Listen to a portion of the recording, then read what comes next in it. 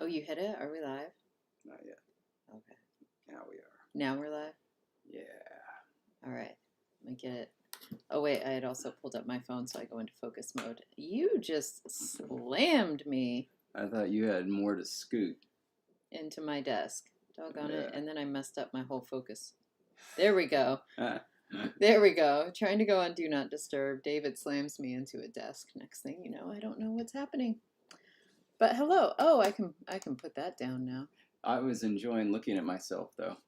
Well, at least we know you're in the window because before you were over there. So I scooted you over and a piece so I could be in the window. what is this? Okay. Hello to everyone. Tincture. Merci, thanks, Joe. Glad you are All back, right. and yes, thank you. Now, the first big thing that we're gonna do is what? The poll. Oh, yeah, we can do the poll. Is that, or did you have something else in mind? You seemed very surprised by me finishing your sentence with the poll. Is there something else? I think we did our final big CopyCon announcement. Although if you haven't registered yet, do it. And yeah, I think that's it. I don't know. No, wait, we were back last week. I was going to say we're back, but we were back last week. That's and right. So I really don't think there's any other announcements. Yep.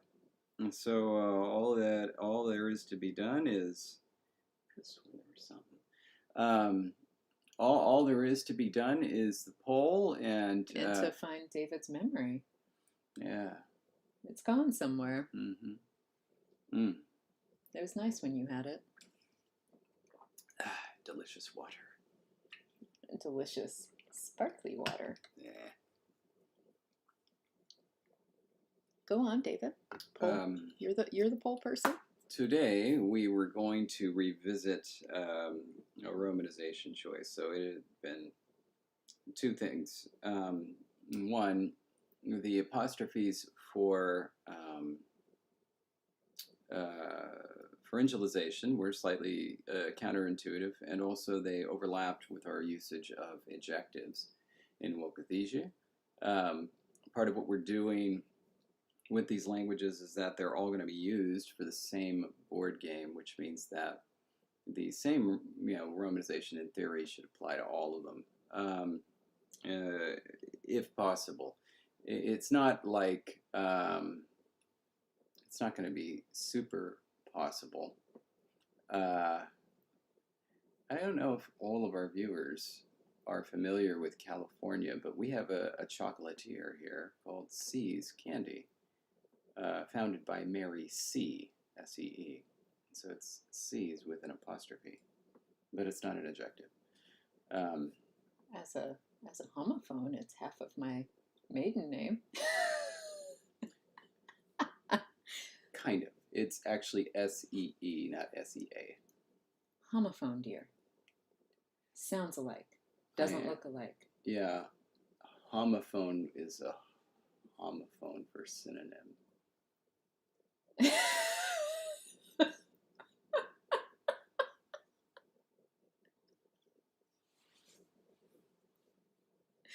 Oh my god. Okay, so that's how today's gonna go, huh? It is a little bit. Yeah, actually, I don't think anybody knows your maiden name. Do you want to share that? Oh, my maiden name is Seaman, but spelled S-E-A at the beginning, and M-O-N. Yeah, M-O-N at the end. Yeah. And so so C, S-E-E, as I was saying, is a homophone with half of my maiden name. It's another word for it is a simophone. Is it a semophone? No, it's like it's a simophone. See, it sounds the same and also kind of means the same thing, but doesn't. Oh yes, I should also share all my pets' names that I had as a childhood. Mm-hmm. My mother's maiden name as well. Yeah. Social security number. Birthplace. Anybody who, of course, is a $12 patron on our Patreon already has Jessie's social security number and access to her bank account, but they know that. Um, Yeah, the and street I grew up on, that's right. That's right. Although technically, as I have did it mentioned, have a name? well, do you remember we've had this conversation? We had to change our address 3 times. Mm-hmm. Even though I never moved, I had 3 different addresses throughout my childhood Yeah. in the same house because the first one was because they made a whoopsie and gave us the same address as somebody else, which they didn't discover for like a decade. Mm-hmm. So it was just that the mail person knew that if it had our name on it, it went to this house, and this other name, it went to another house. But then they hired a new mail person, and things got confusing, and they're like, "Oh Mm-hmm. wait, we need to like actually have different addresses for you people." And we lived in completely different locations, Mm-hmm. but same zip code area. But yeah, so that was good old rural Route 1 Mm-hmm. that I grew up on. But then later they realized that was a really bad address system for emergency vehicles. Because if you say I live on rural Route 1, essentially what you're saying is I live on a gravel road off of one of the county highways that runs through. And almost everyone lived on a gravel road. And so they were like, everyone needs to name their roads. And so later on, we actually got to give our road a name. Mm-hmm. And so, yeah. I thought maybe it'd be like, rural Route 1, but the one that has the big trees in front or But something. that's everybody. That was everybody. No, what they did was they essentially gave you rural route and then a number, but that number could be applied to a lot of different gravel roads. But then you had a box number, and that was your mailbox. So it was like rural route whatever, and then box whatever, and it never really made much sense, which is why they ended up needing to change the system. Yeah. And so yeah, there you go. Anyway, hello, Daniel. Hello, Danielle, telling everyone how I grew up on a rural route. Did I say Shortened to RR. So I always thought RR, I didn't realize it stood for railroad until much later. And so I used to get confused about RR crossings because that was a rural route. Yeah. Did I say Danielle or did I say Danielle? Are you getting a little country? I feel like I said Danielle, but stressed on the wrong syllable. So not Daniel, but Danielle. CJ, we totally got assigned a fire number 2, and then they realized that didn't work either. And I still have my fire number memorized because that was like, you needed to know in an emergency situation what that number was. So we were also assigned one of those. That was the in between point between like, oh crap, rural route is not the best way to give addresses. Then it was like, here's your little fire number that we're going to put on a little black sign in front of your house, but not actually be your address. Then it was, oh, people don't actually remember that 6-digit code we gave them. Maybe we should just have new address systems. Yeah. So then that happened. Yep. Anime fan, you can do whatever you want. Hamster lover, hello. And you missed. Hamster lover. Yeah, Ooh, I know. Fun. Was hamster a part of the expansion poll? No. No. Because they're not wild, are they? Well, they would be then. It would be, think but the you poor didn't little- consider. the You poor didn't little consider the darlings? gerbils, the hamsters, the guinea pigs, all these little pets that are getting released. Yeah, I know. Anyway, oh, they're apparently Asian. What? No, they're not. I don't know. I've seen hamsters. In the live, like out in the wild. No, I've seen them as pets. Well, as pets, but that doesn't mean they weren't originally in the wild over in Asia, and then we brought them. Yeah, that's not irrelevant. It's like Anyway, yeah. David. What are we doing? Poll. So the poll was about the use of the apostrophe to mark pharyngealization. It's what we did originally, but there was going to be some crossover, right? So there is, and I had argued on the one hand, point, yeah. I had argued for keeping the apostrophes because we use the acute accent in our languages in different ways. So like in Ingala, it indicates unusual stress, where it's like it's not in the predictable position because of some sound changes. And in Wokuthiju, it indicates tone. So I was like, we already use diacritics in two different ways across two different languages. However, I will say in saying that, I even like when I look at Wokuthiju, I don't get confused by the acute accents or Ingala. Like I'm not like confused by the acute accents being two different things. But I will say the first time we typed out examples with those sentences that had the apostrophe and hollow, I immediately started reading them as adjectives. Yeah. And so I was like, okay, yeah, I mean, it's not ideal, but those apostrophes are so easy to type.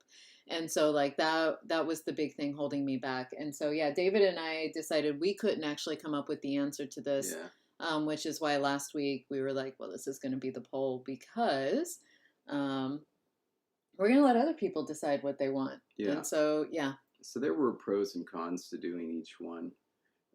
Obviously, the big pro of apostrophes is that they're simpler, and so there's also no new visual element for the reader.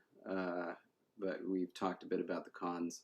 For using the underdots, the pros are that underdots are identifiable by English speakers as being like something's funny about this consonant, but not specific. Yeah, there's no specific. Yeah. And so like if for example, if you think about like either hat checks or the little chapeloi from Esperanto, if that means anything to an English speaker, it's probably going to mean something like, oh, it's like palatalized, it's got some shushing on it.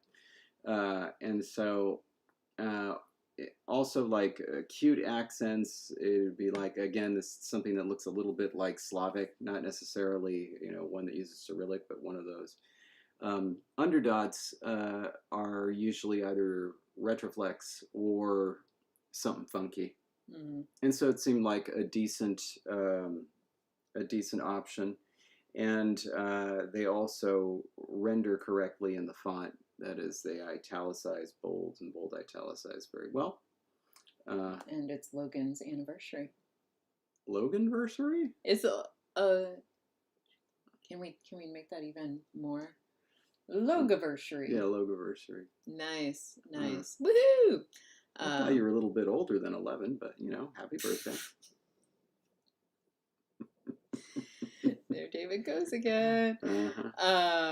Yeah. But yeah, periods after the letter would get super confusing, especially because this is for the romanization, which means we're going to use periods to end our sentences in the romanization. Like that's just going to be there, which means we would never really know is that final consonant, or we'd have to have a double dot.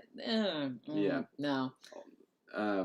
Anyway, by the way, that would be a pretty good dead key for adding the dot underneath. Hey, yeah, I'll look into that. I have to redo the keyboard potentially. Yeah. When David gives us the results, I'll know if I have a job later today to redo our keyboard to add this. Yep. So anyway, the obvious cons of the underdot is that it's more difficult to type. It requires an extra step. And it's not. And also the one issue, which is that the dot always indicates pharyngalization, except for H, where it essentially indicates voicing, because the H is already pharyngeal, and then the H with a dot beneath it is going to be our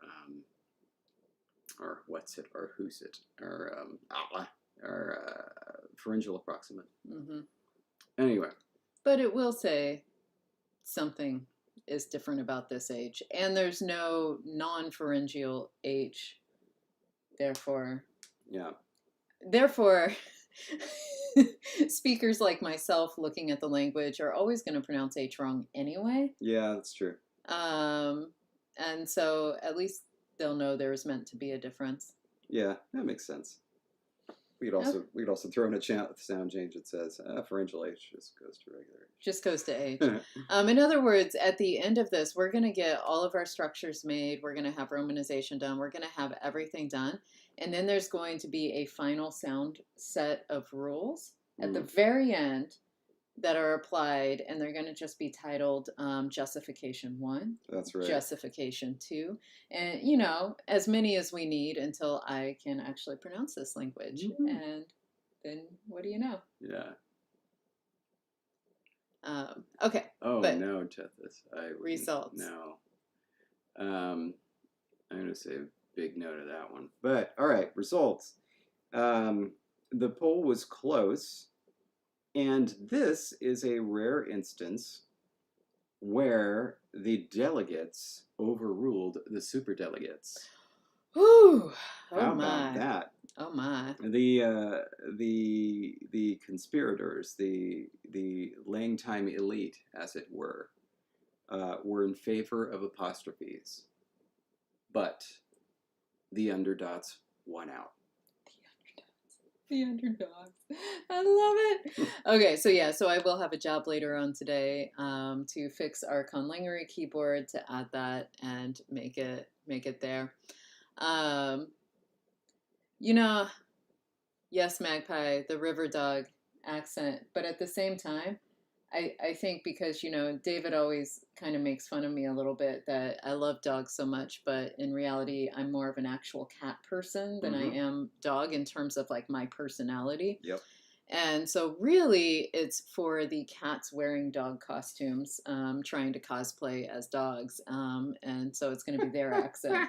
And so that's it. The cosplaying you're a cats. feline dog furry. I'm half turtle and half cat, really, when it comes down to my personality. But I'll put on that dog costume to go run with the puppies. Yeah. All right. Well, that's gonna change a bunch of stuff here. It will. And again, I apologize that I didn't get this keyboard done before this moment. But I can make it a very boring stream by just leaving you to your own devices, going to my laptop and making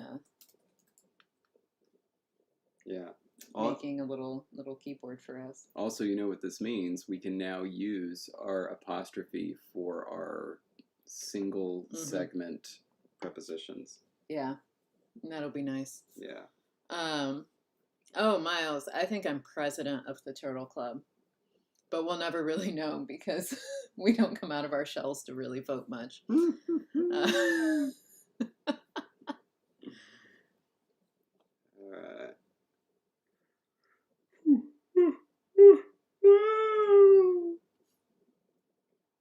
Yeah. You finished? Yeah, I am. I got a lot of things to write in there, so. And I actually don't know. There's no way right now to do it except insert character, right? Like we just need to go to insert character because I can change some of the romanizations. Yeah. Up top if we have them in any of these. You can just copy and paste these little guys. That's true because you had the whole thing. I actually don't think I had any up top. All the romanized examples I had up top are not pharyngealized. Yeah, but I'm going to take that T because, oh wait, I need to do the capital one.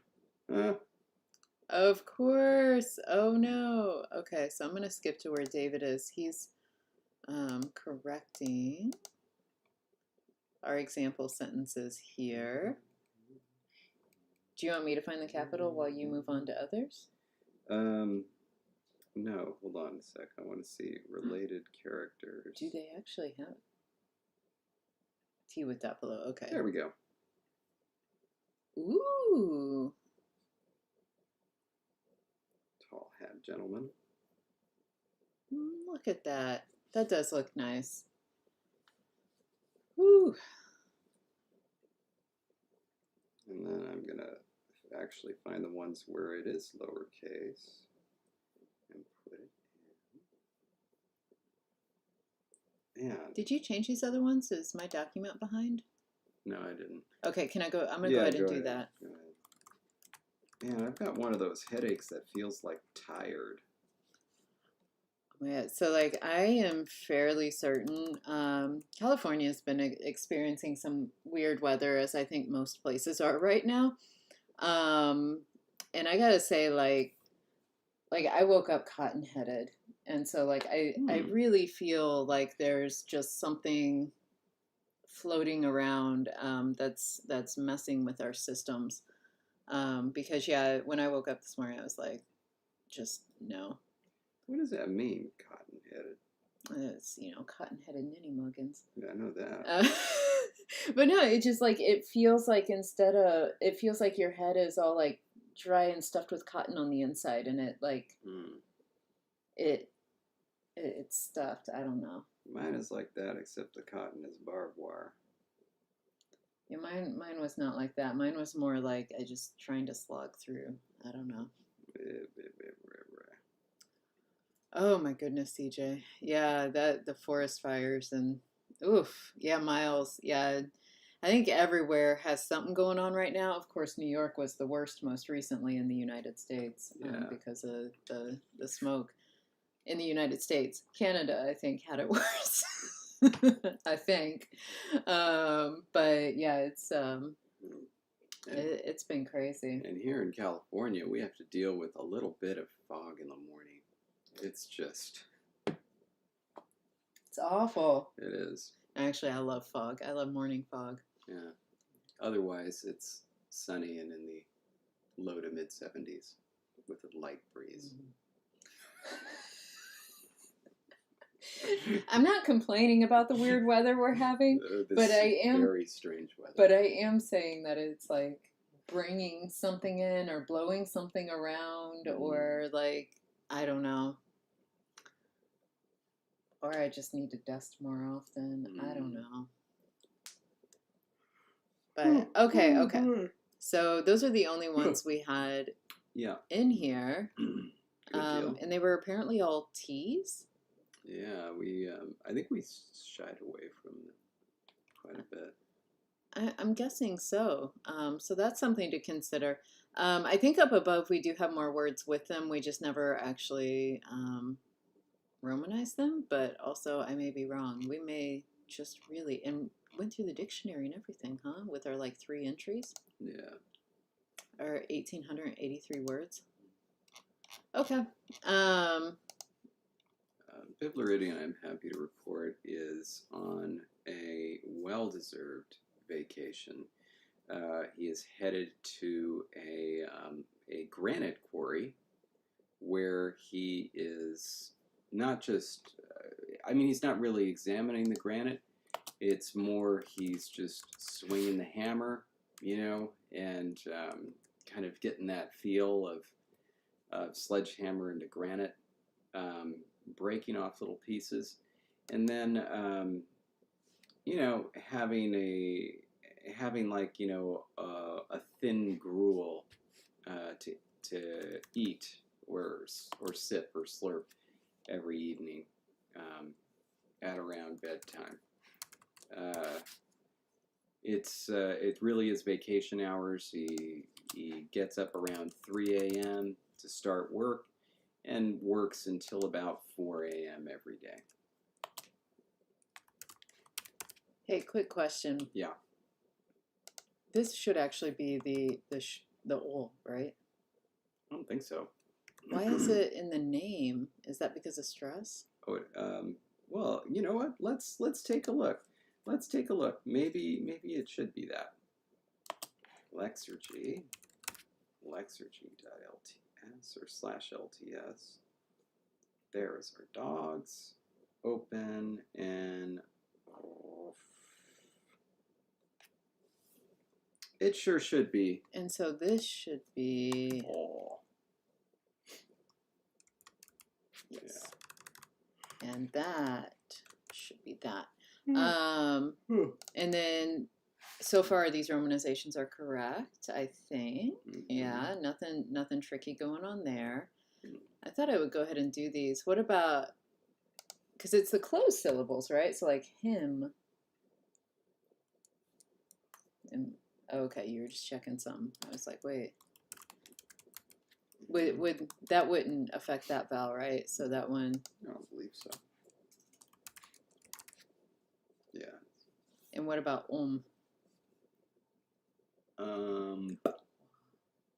Nope, that's fine. And then this should actually just be I, right?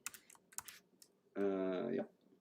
Okay, and then we have ka, mea, cha, and then lacho,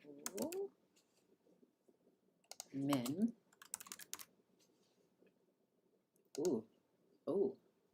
we do the qua? QAWB.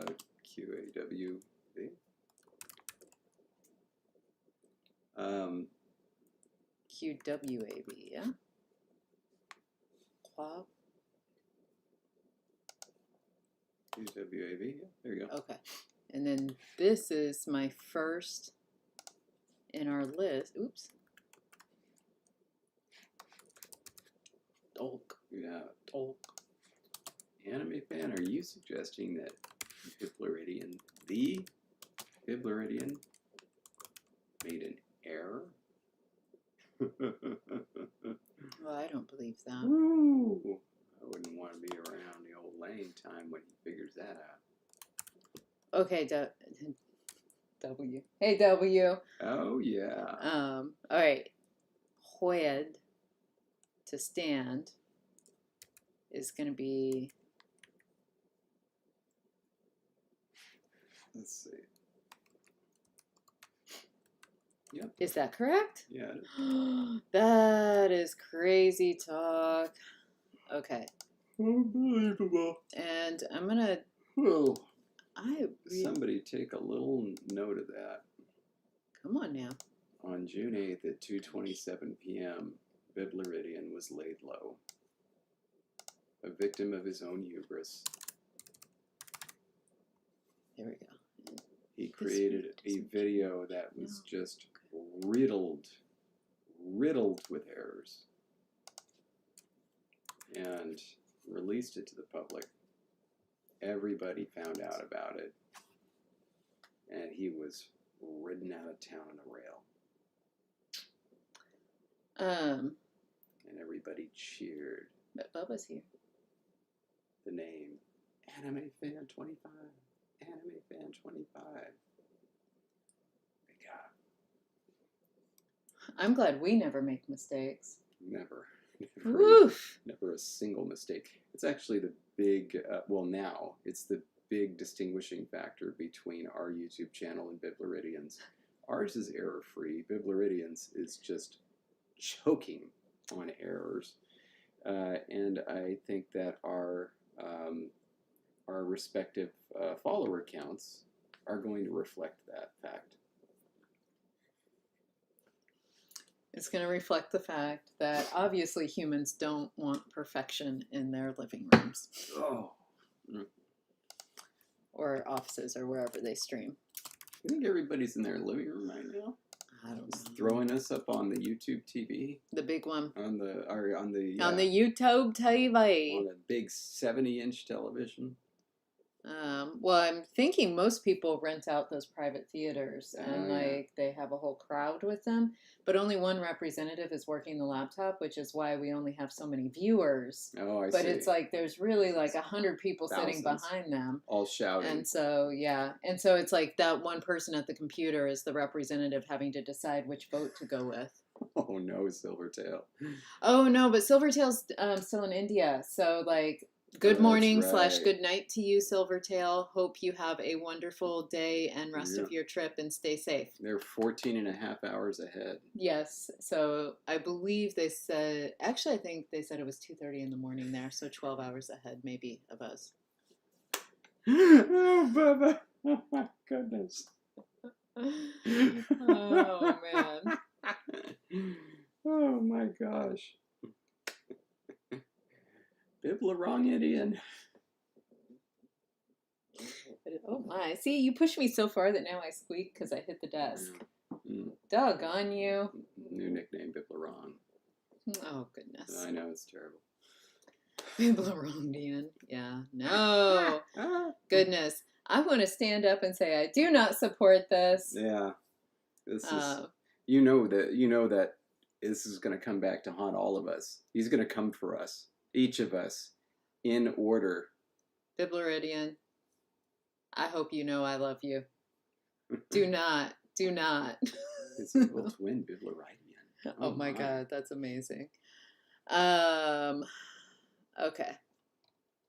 Let's do some stuff here.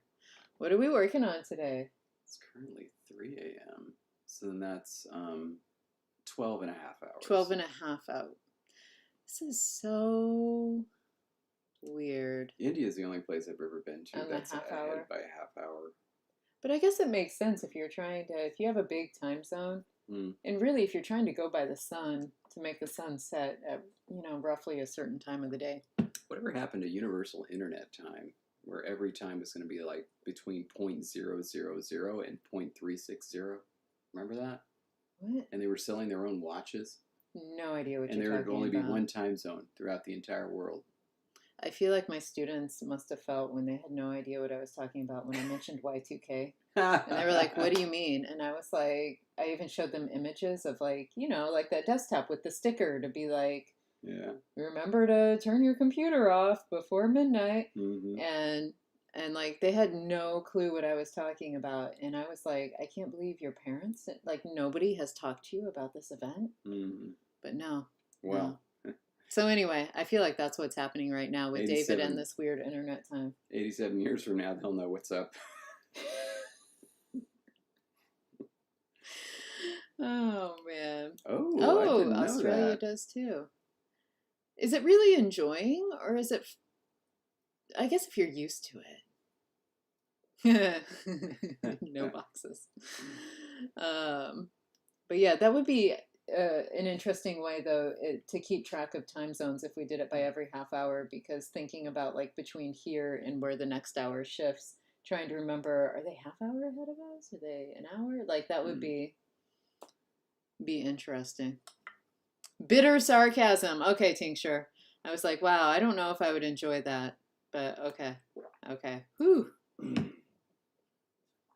Hamster lover. I thought like people for many years would know what that was, and I was wrong as I stared at a classroom full of people who were like, what the heck are you talking about? Yeah, the popular hit movie Strange Days will mean nothing to you.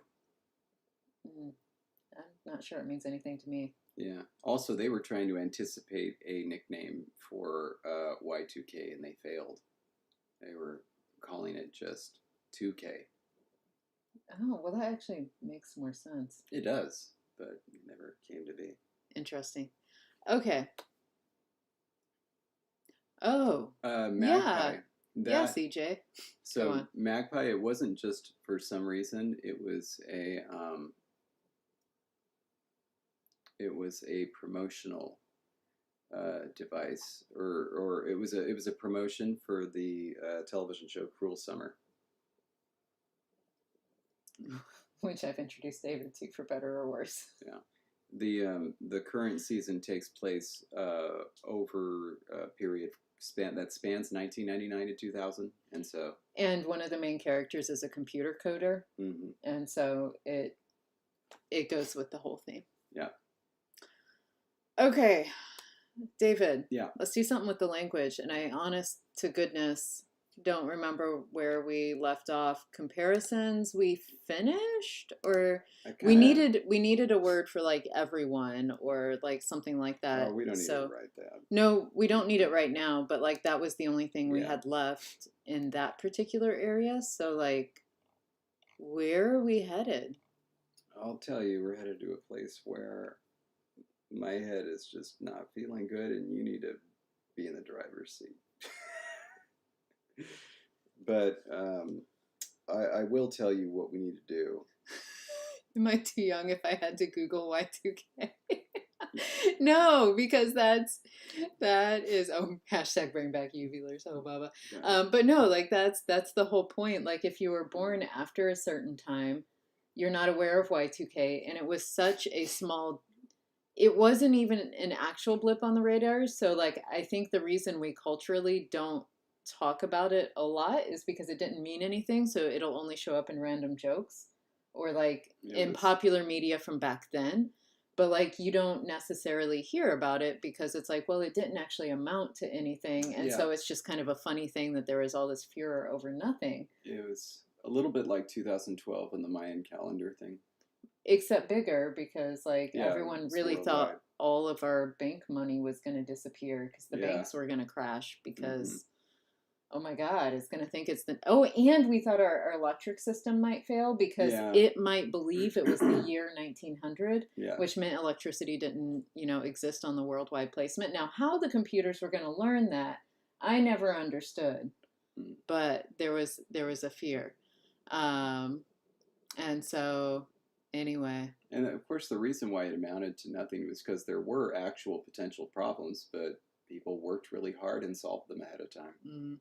And like entire people got jobs out of just going through databases and changing the date formats, which is super interesting to me because then it's Yeah. like, well, what do you do after that if you're like, well, the dates are all changed? Yeah.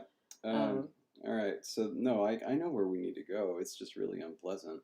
I have a question though, Yeah. because we never actually filled Oh yeah. this out. We can do that.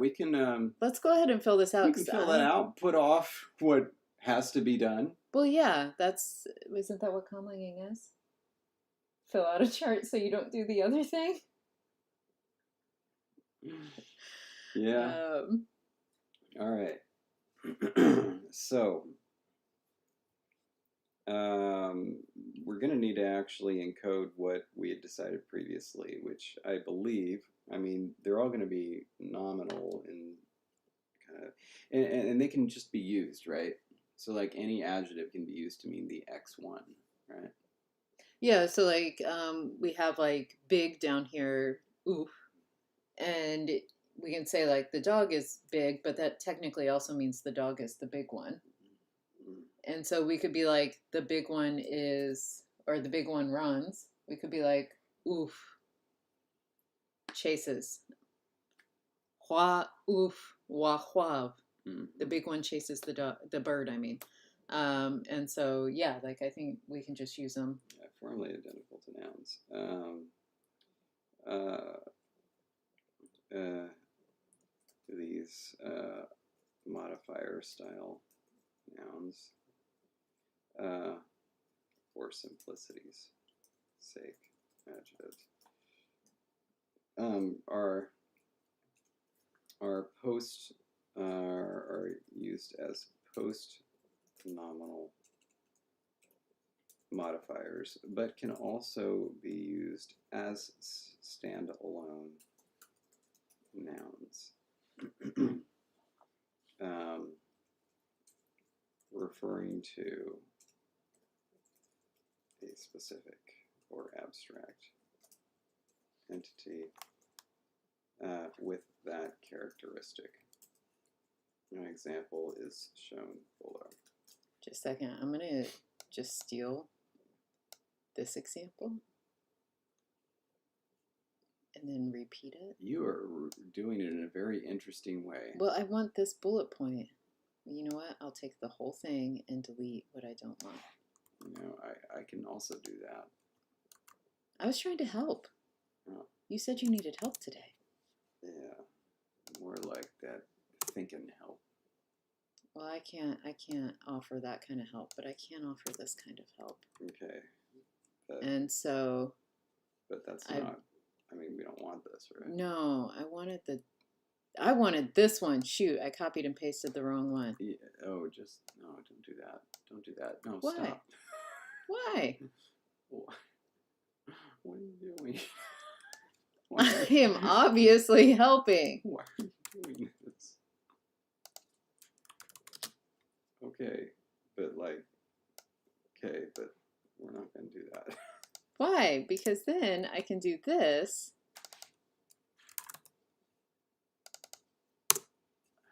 Example. Okay. Okay, fix my examples, David. I've got bullet points for you. No. I did something. You know what? That's good. It's not even reflecting on my screen.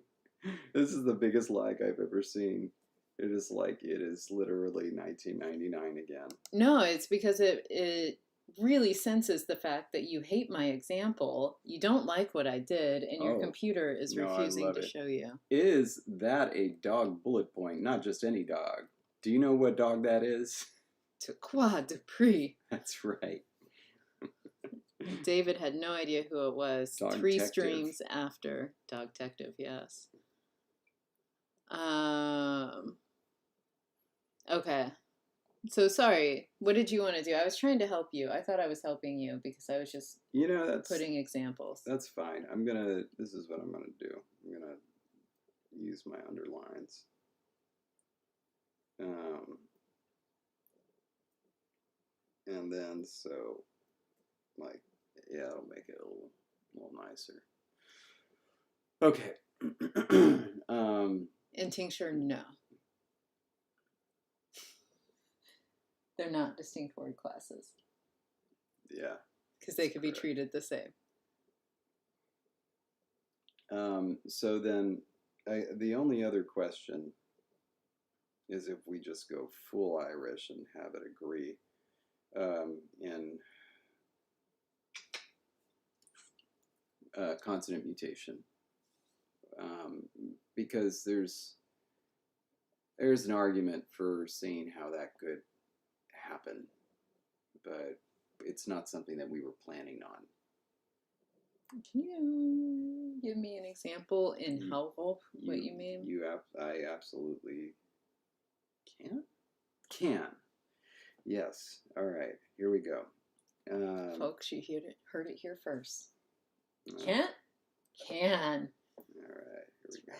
Because David is a pelican, not a pelicant. Okay. I'm gonna write up text for what we've already decided. We can change it, but then this way, if we don't change it, it'll be done. It's done. Though adjectives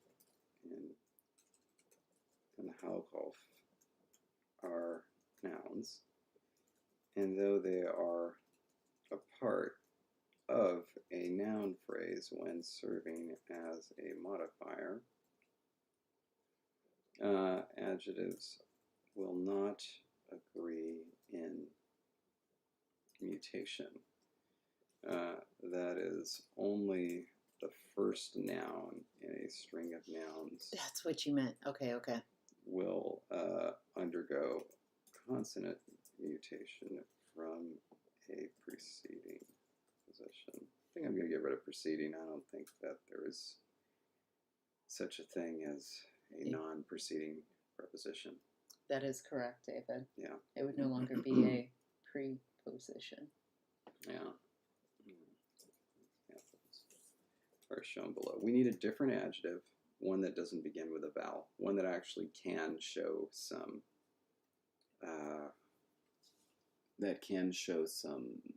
change. Okay. And also, yeah, tincture, it's really about recognizability and putting these under, essentially, like if you had a similar language and you were doing a grammar of your own and you didn't like calling them adjectives because they weren't a separate class, you could also just have a section on modifiers. Yeah. Because even if you don't have a separate class of adjectives in the language, you will have a certain set of words that tend to get used more as modifiers than anything else. For instance, in this language, oof would more likely appear with a noun to modify it rather than on its own, just like we use big in English even more often to be modifying something rather than just on its own as, the big one. And so you still need a section to describe how are those modifiers used, where are they placed, how do speakers treat them. And so that's what this is. It's just if you slap the term adjective on it, that makes it more grammatically recognizable in being able to compare it sort of, cross-linguistically or cross languages in LangTime Studio. Mm-hmm. All right, so David needs another modifier word, and I don't think we super have one. Yeah, we might need to create another one. Yeah. And I'm going to do two sets. And I was correct. I think big is literally the only one we came up with, and we did it solely for these examples.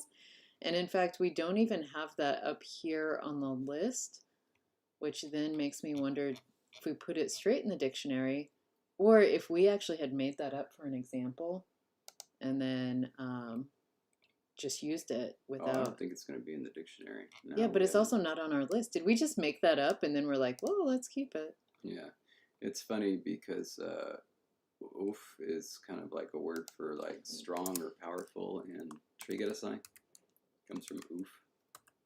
Oops. And you could talk about, oofness gonna die. I don't know. How do you say that? Or Gonna de oopness, the warrior's strength. Is this where we got it from? Yeah, okay, it doesn't change, so oof. No, it doesn't. Okay. I just wanted to double check so we didn't have any documentation here. Oops. And so big one. Okay. Yeah. All right. So yeah, we need at least one other adjective, and it's going to need to start with something like, I don't know, T, B, like K, something that changes, you know? Not a fricative. There we go. Kiel. That looks great. Oops, I meant to do. Whoop, whoop, whoop. Of course, that document there. that can't be a protoform, of course, because there is no I in the proto-language. But if I type it in here, doesn't it change it automatically? So I don't have to. The I too. Isn't it E? Dang it. No, our proto, we have E, and then schwa, and A, and O, and U, and that's it. I thought we had that central one, but that was in Sarkije. Yeah. Here we go. What? Oh, we didn't. We don't allow vowel sequences that have schwa in them. That is right. We end up with them. That's right. Okay. How about that? Chul.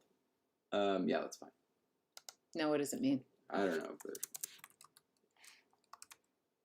I forget. capital. Whoa! Because this is our conlangery keyboard, and you wanted that one. I kept that from what you wanted. I don't think we have it. No, you gotta go to the thingy. I do, but I could also just do this. There we go. And that becomes, now I gotta go to, Chul. Oh wait, I can copy this. There we go. Oh, you can also put that there since it's also. Oh, you're right. Dang it. I should leave that there because I forget that I'm on the screen. People see, and then it's just a schwa. Okay. Okay. Technically needs to be there too. Yep. And then it's just a schwa, Mm-hmm. and then I need my little L again. Yep. Do do do do. B-I-T-Y L. You know, my grandmother's mother, we referred to her as Mama Grande Chabelita, and what people would call her is La Jefa, the boss.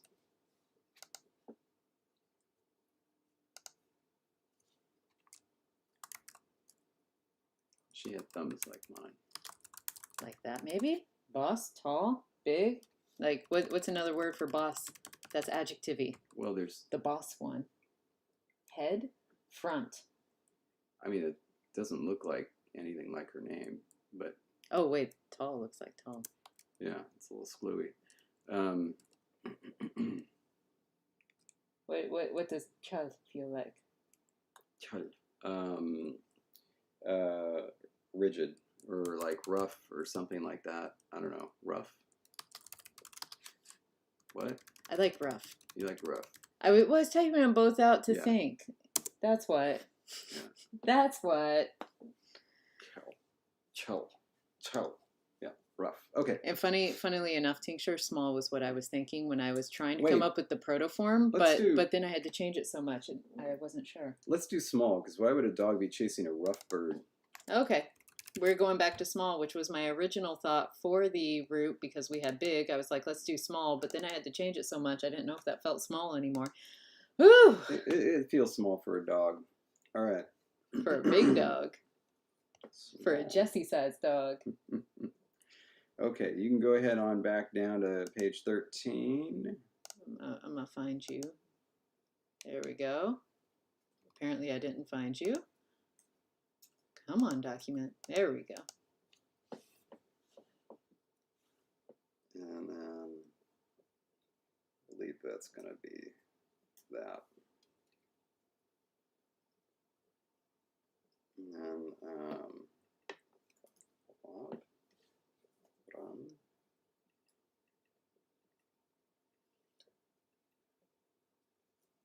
to check that in Luxurgy, would I can I put like the double word in there, or Um, how were we I forget how we were checking those segments. if you want to go to Lexergy, this is what you can do. You can go ahead and actually put the protoform of that preposition in there, which I think was hua. And then space. And then, yeah, that should do it. Yep. There we go. Yeah, Washiel. Nice. All right.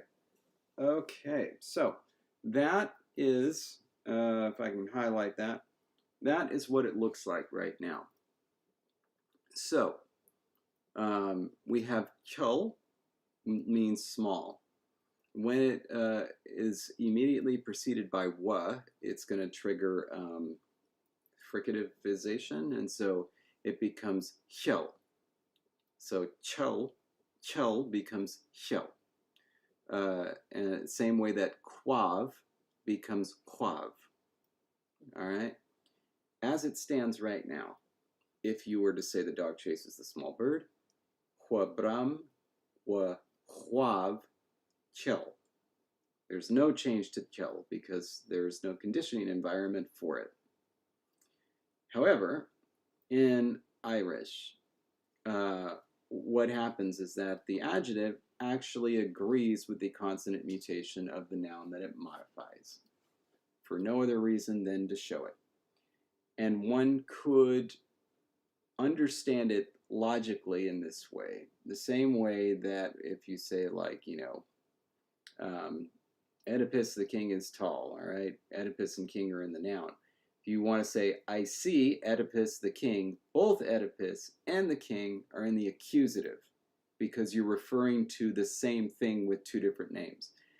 You could theoretically see them doing this. So it's like the dog chases the bird, the small one, and say that, well, they're the same thing, they're both nouns, and so they should both be governed in the same way. Or you could just say, this is a purely local phonological phenomenon that is that happened with just these select prepositions, and so then got fossilized and isolated. I feel like in this particular case, because of the way our mutations work, you could also argue that perhaps historically there was a middle step where the wa was actually repeated. Yes. And it was like wa, huav, wa, xiao. And then the second wa dropped out, but left that mutation behind. And so that's true. I think that could be another source for it to, like, again, really talk about, why, to support why they may have that double marking. It doesn't have to be that way. And I think that I am willing to put this to them to see how they feel about it. Or even just to, like, get a sense of what they think before we make a decision. Okay. I think we should poll them and find out. All right. So I'm going to do... And if I say your name wrong, sorry, but tungne or tungne, whatever, however I should be saying that, please give me an IPA pronunciation, points out that if there's so little distinctions between noun and adjective, it makes sense that they would end up leniting both. I'm going to put these two up in focus, so we'll call this, in fact, I'm going to actually change these. So like AB or 1, 2 or something. Yeah. Indeed, Miles. Y'all are going to be our lifeline. Okay, so A is what we currently have. We say that this lenition is a local phenomenon only applies to the thing that comes directly after it. B is the option that is under consideration, where we say there's going to be agreement. And how it came about was one of two ways, either analogy or what Jesse suggested, that in fact the preposition was doubled since they're just nouns, and that eventually it was dropped as it was not needed. All right, so I'm going to write up this poll, and I'm just going to put A and B, so you all be good. Right, and tungna. I think I got that right. Which is fun, because it's kind of like a fun, different way of saying tuna. Tungna. Mm. but is an old Conlang name, in case you weren't looking up. Mm.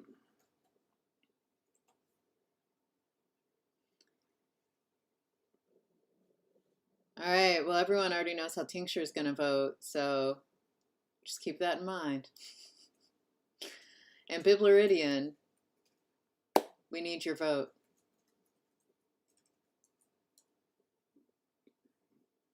Or it may be a busy day at the lighthouse. You just never know. The quarry, the granite quarry. He does get a 2.5 minute break every week, but sometimes he's required to work during that break.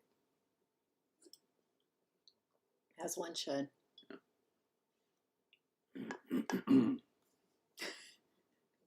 I'm curious, pull up how many are in.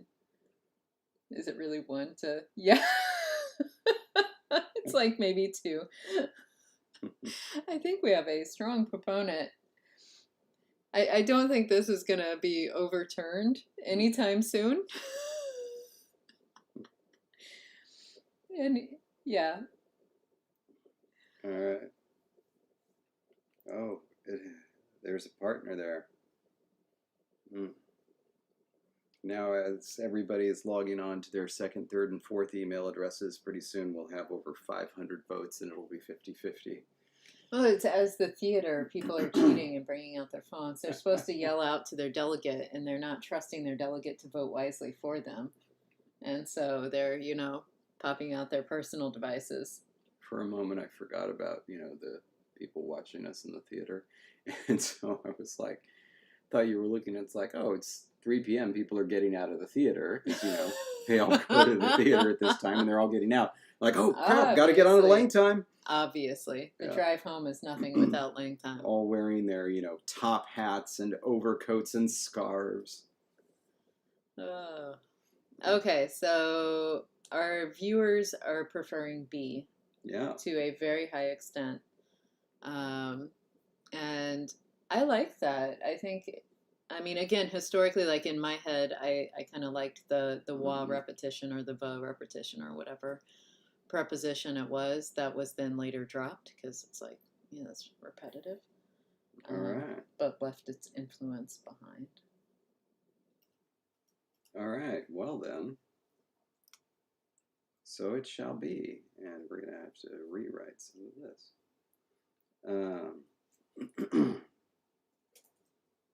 Nominal modifiers, which we're calling adjectives, despite what Tincture does in their grammar.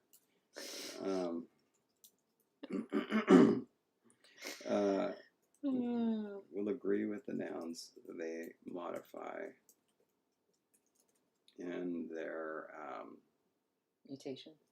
In their initial consonant mutation, if there is one. Mutations. Mutagenic properties. Mutagenic properties. There we go. That is, if a preposition in front of the noun being modified triggers some sort of mutation, then the modifying noun will display the same mutation. Some examples are shown below. Okay.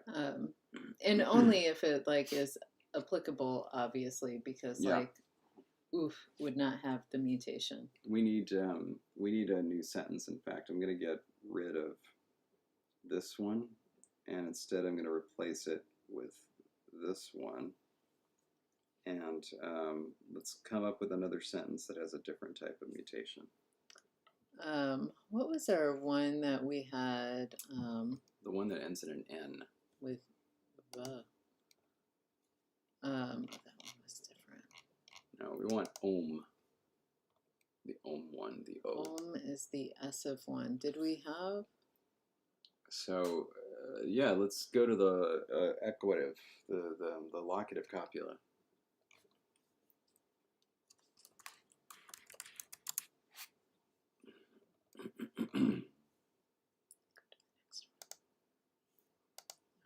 So just a sentence. Positive log. The dog is in the forest. There we go. So you want that sentence? Not as much as you're copying. I know. I was just asking, is this the sentence you want? There you go. Okay, Diamond Dog. Calm down. Okay, and you want that right here? Yes. Okay, very good. The dog is in the forest. And so now the dog is in the small forest. The dog is in the small one.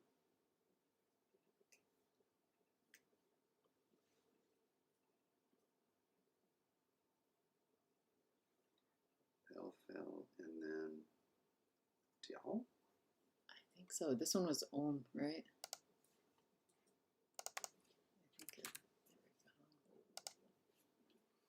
Yeah.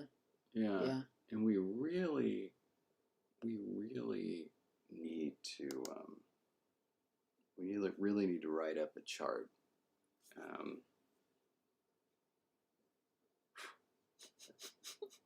It went that way. There. Yeah. There's the tiniest little fuzz just floating around.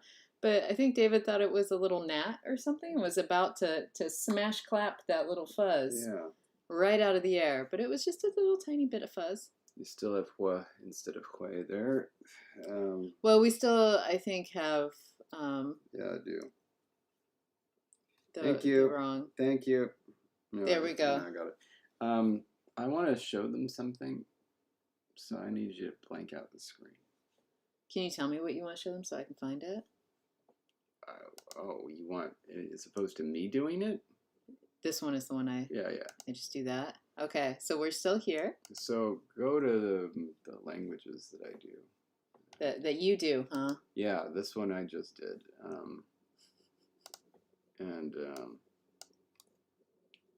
And go down to Noelith.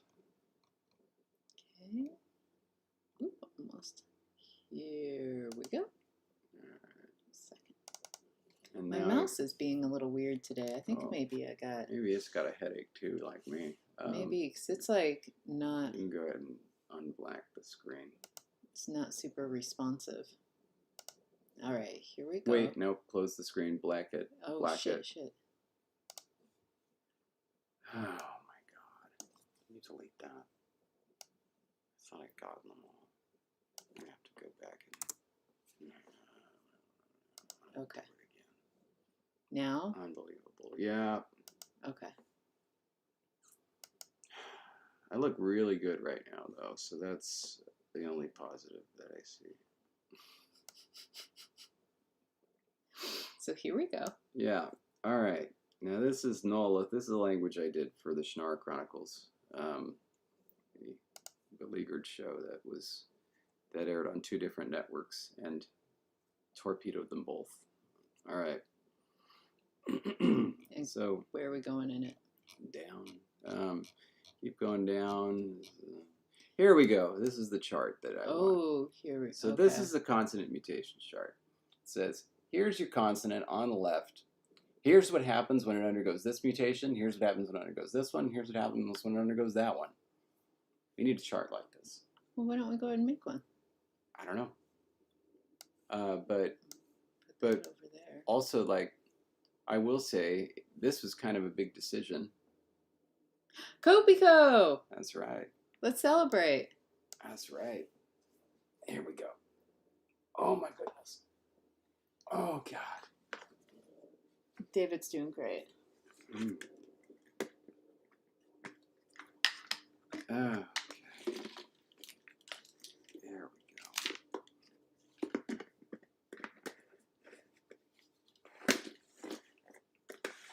Thank you, Jess. I see what you're doing. You're welcome. By the way, look at this. Here, from this side, for everybody else, we're getting very close to the bottom. It's almost time to order a new jar. But I will say, it's impressive, though, because... yeah, we don't... I bought that jar when I moved here, Yeah. I think. And so it's lasted And not only that, like, a year and a half. I mean, Well, you two have to years by the time we get through it. you have to take our word for it, but like, really, we don't do Copico outside of LangTime. I feel like you have to take our word for it because that would have been gone long before now if we did. Yeah, like a part of it is we have a lot of other candy in the house, but also, I don't know. If you see my M&M jar, you would know it would be gone Yeah. before. Cheers. Cheers. Mm. Okay. Well, we got some crinkly wrappers today. I think the Yeah. older the wrappers get, the more the wrappers get cantankerous about being opened. Yeah. And they've been in there a while. They've been like, Yeah. why aren't you eating us in between streams? Copico, as effective as 4 ibuprofen, I'm hoping.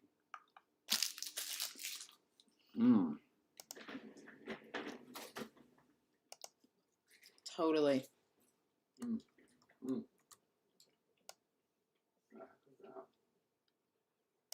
What's this cat book you got here? A drawing sketch pen? Oh, that makes sense. Totally shown you that before, David. Yeah, right. I feel so unseen.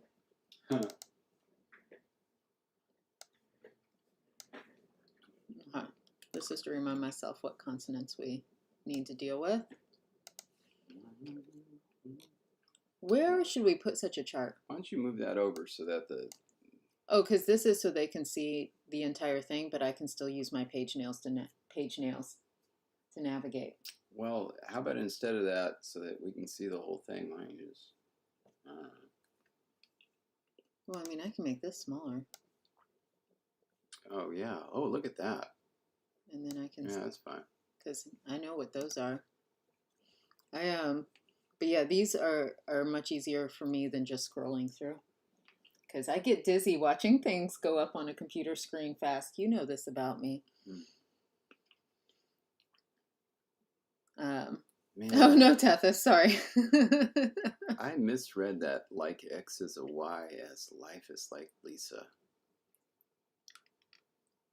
What? Anyway. So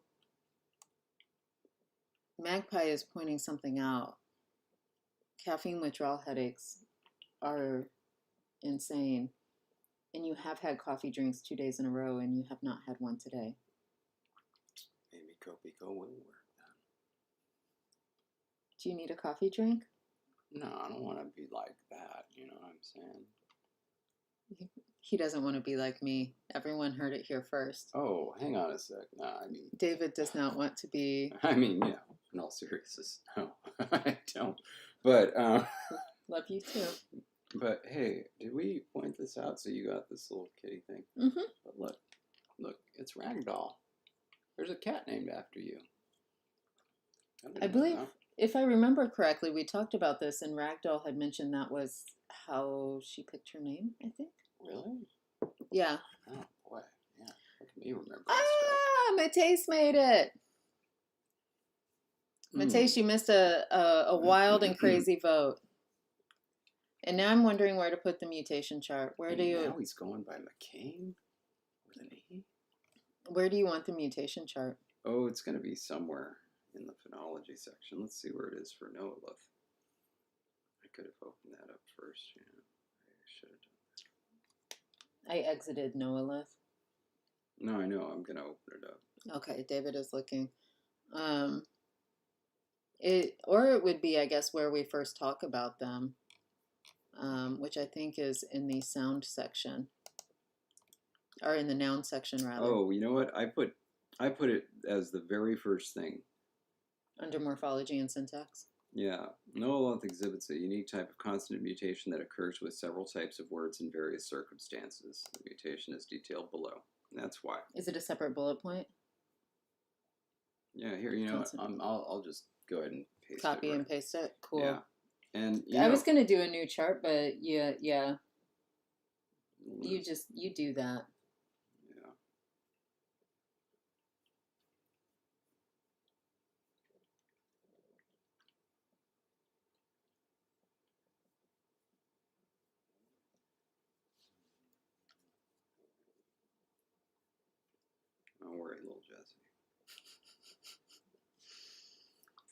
Yeah, Mateus just started a new stream. Do you want to give a little shout out here, Mateus? Feel Yeah. free. I don't think you can do links because I think YouTube will delete your link, but you can say where to find you. Yeah, it's on Twitch, and so we'll find out more in a minute.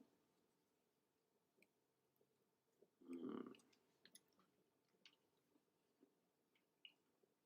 Now, And we have um, the intervocalic mutation, we have nasal, and palatal. we have three different types of mutation. However, um, one of them shows up singly. Um, two of them show up singly, and one of them only shows up doubly. So I think what we should do is just talk about them in conjunction with the prepositions that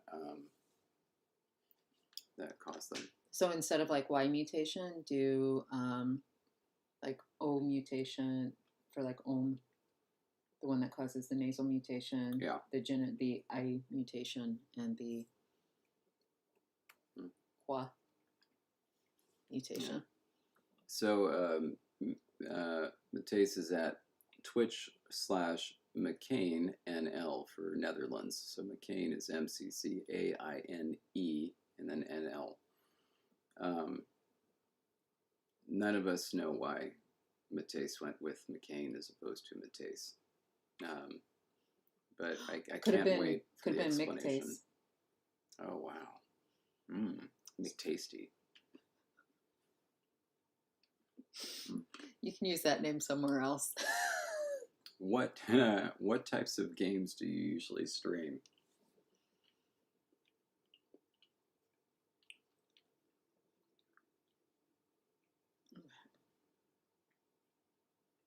With the three base prepositions.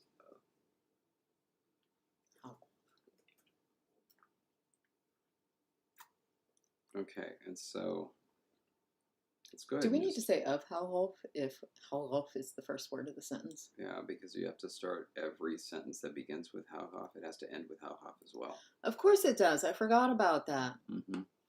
Oh, total side note. Apple Arcade was talking about either a new release to an old game or a new release. I'm not entirely sure. But it was about a simulated city builder game. It's not SimCity, but it's like something like that where you build a city from the ground up. Anyway, but that may be cool. You can tell us if it's worth it if you ever play it, Mateus. Okay. What are our three prepositions? Do you want the protoforms or do you want just the... Something I can write there. I want them in Here order. They are.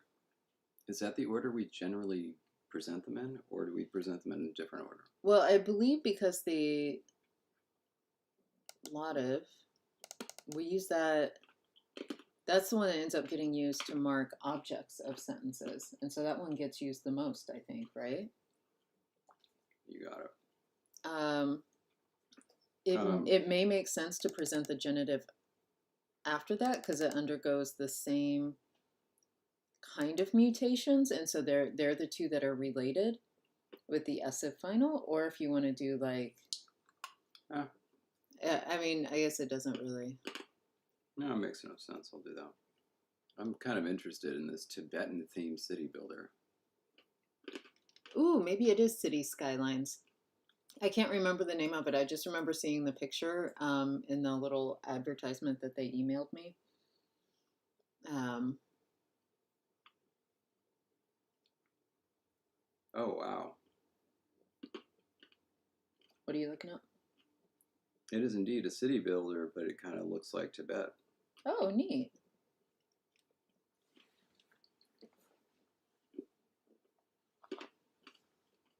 It's called Lysara. Do you need me to keep this screen up or should I rejoin you? Oh, you can rejoin me. Okay. For the moment. Are we going to need all of our consonants in here? We got a lot of consonants. Not all of them undergo anything, right? Like the approximants and nasals don't do anything, right? Well, we're going to have to figure this out. Oh, okay. I don't even remember how we get P, to be honest. Like, I feel like that is only, I think it's when the f is after a nasal that we get a P. there we go. So that's not one of the ones that needs to be on the left. So that's So what a we need lot to of figure the, out. actually the green consonants for the most part aren't going to be on the left. Yeah, I Because a think you're lot of right. those we get because of mutations. I think you're right. And so if we start with the black and red consonants, Mhm. There we go. So we got that there. But this is at least easily done. Oh, not this. We gotta have that dot. Come here, dot. There you go, dot. Okay. And then for I mutation, that's also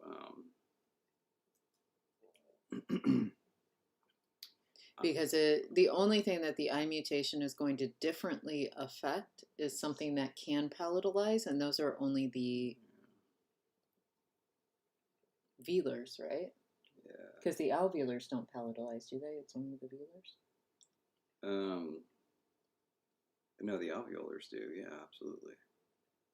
They both do. Okay. Yeah, I am going to switch this over here, though. It's going to end up being more useful.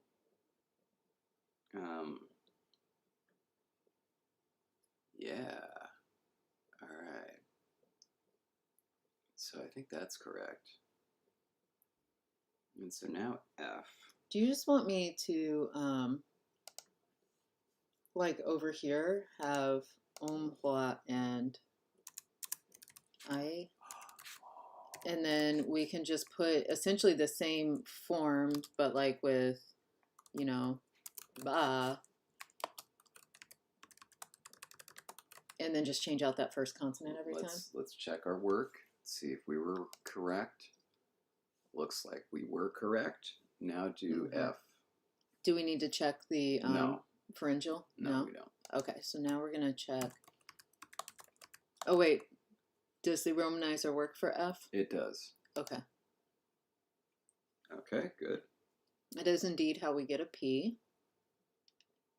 Excellent. Okay. Okay. So then. And now we need to check the romanizer works for V. For the V. Yes. Yes. We get V, V, and B. Okay. Okay. Good. And now we're going to go to T. Yeah, I think that we're doing the nasals last. Okay, so sa, hya, da. What? Really? Yes. Huh.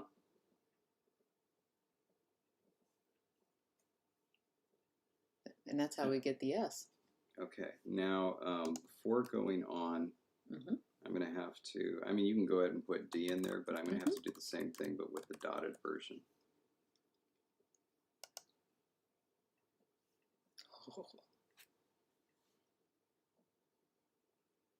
I wish I could, you know what, I'm going to shrink this down. Oh, I guess I can't shrink it down that much.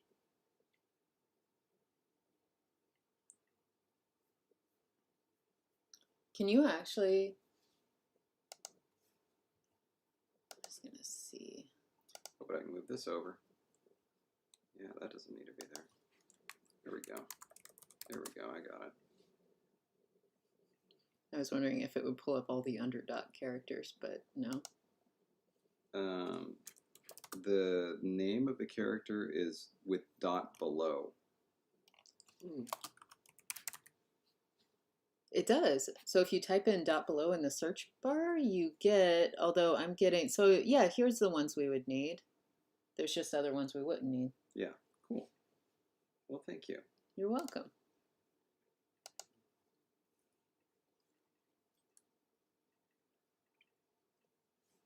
Now, All right, you got the pharyngeal T. The D is za, ya, na. Za, gya? No, shouldn't that be Ja. xia? Ja. Za, It's gya, voiced. and na. Okay, good. And now we need to do that with the underdots, so I'll add them. Okay, and I'm gonna go on to K.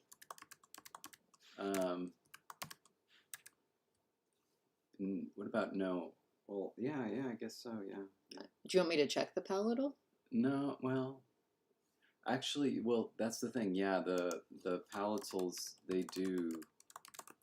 But they can't be in protoforms. No, but they can exist. So put like K E A.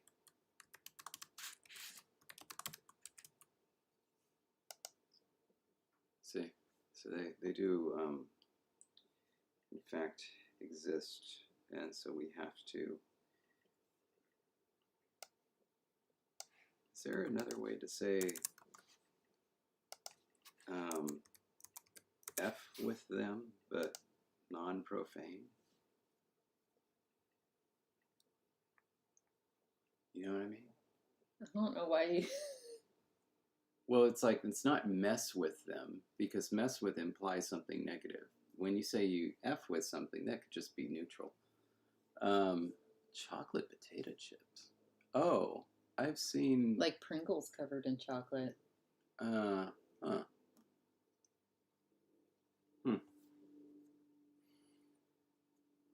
Okay. So... And I wouldn't need to check the other ones, would I? Yes, we don't need that.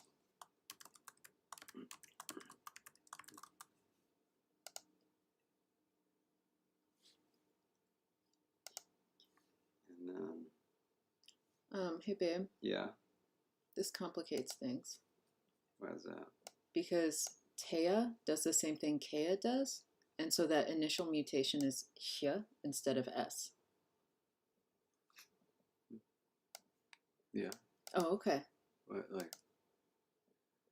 Okay, so... Don't worry, we're... Okay, okay.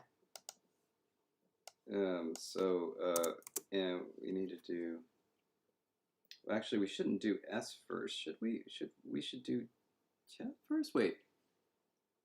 Yeah. We should do we should do the stops before the my apologies here. Add row. Oops. Do you know an easy way to do that? No. Alt arrow if you're in the box, but not like in text.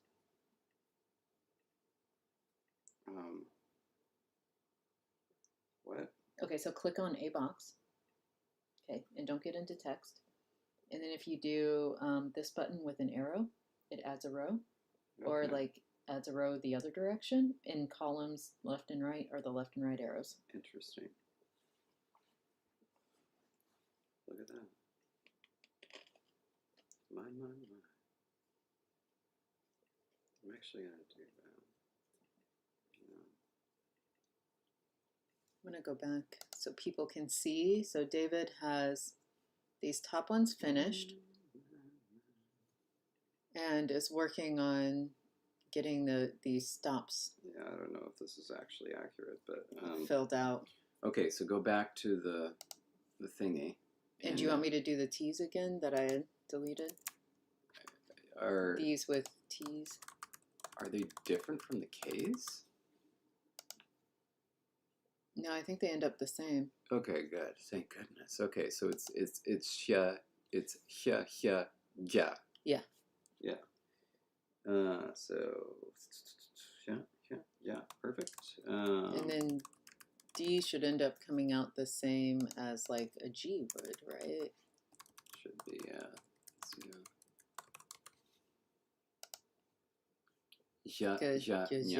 Yeah. Good. Okay. And then here's the K up here without the palatalization. We're not ready for that Okay. yet, I think, because because sy does exist on its own, or no? SY does? Maybe it doesn't. Yeah, I don't think we get it outside of... No. No.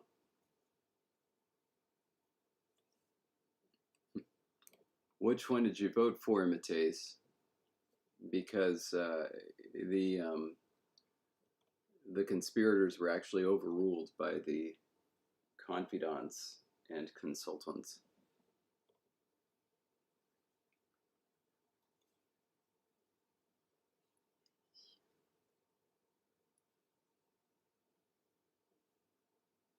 And we already have that. Yeah, I'm pretty sure that's the only... Hey, What's that? Let me go back up. yeah, like, look at all these. We have a. Where's I used? I is only used before a vowel, isn't it? Yeah. Do we have any mistakes there? Oh well. Okay, so then we don't have sy. We don't need to worry about those. All right. So the K is next. You are correct. Okay. Deleting that row. Okay. Okay, so here is the just like ka forms. Ha, hya, ga. Do you want to see if there's any difference for Q? I don't think there will be. Okay. Oops.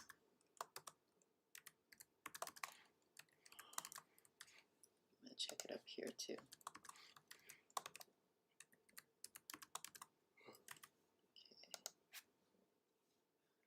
Oh.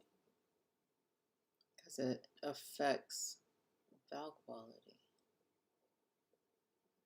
And the, like some vowels are affected by the presence of a uvular.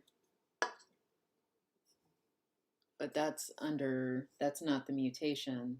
That is the uvular effect. That is a different sound change. I guess, except that it actually produces a different result for the middle one. But it does in both, regardless of the vowel change after. Oh. So we get h for both of them. We don't get, because they don't get palatalized. So this is just intervocalic mutation, because uvulars don't undergo the palatalization. It's only velar and alveolar. Oh my god. We produced something unpredictable.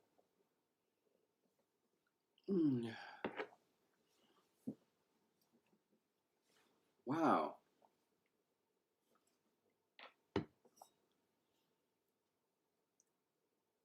So in other words, if something starts with a K, you're not going to be able to predict what its form is going to be after. You kind of have to have K and then in parentheses, asterisk K for like protoform K, and then another K row for asterisk Q, where it's like its protoform was actually a Q. Well, what I'm going to do is actually just this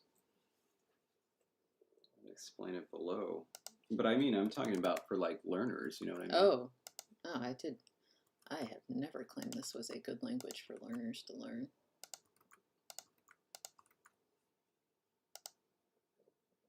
Just making sure that doesn't change anything. And then put the case in there as well. Okay, let me just copy and paste that real quick. There we go.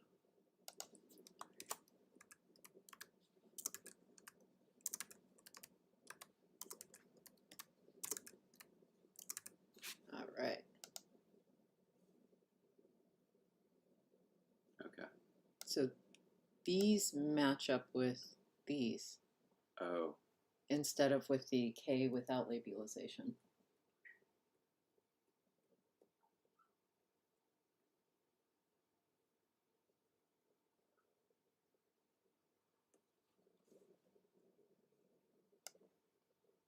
Fascinating. So it's most of the time it's going to go to ha.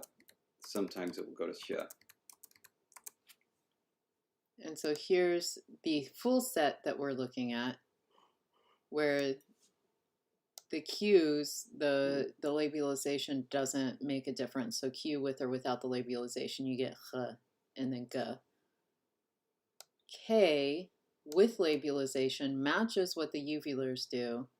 K without labialization does not, because it undergoes palatalization. Which is why in our palatals we don't have any labialized palatals. Yeah.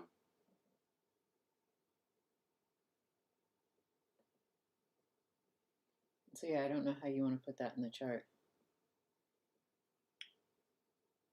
I think we're just gonna add it. Because it needs to be a KW row, right? Yeah, I think I'm gonna add a KW row. And KW will not have the doubling up because the QW and KW forms all match. Yeah. It's all hua, gua, gua. Okay. All right. Okay, so now. All right, so we did the T's, the D's. Is G going to be the same where we need a G and a gua? I feel like we will, but I'm gonna. There's no there's no proto Wait, I don't need. There's no proto voiced uvular.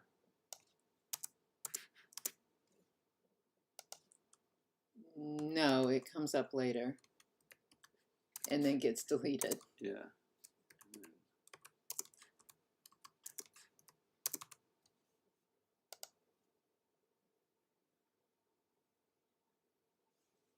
All right, so we've got roi, and then yeah, so there's a difference between the regular G's, Yeah. and the labialized one. Okay, and then, so it's the same thing. Yeah.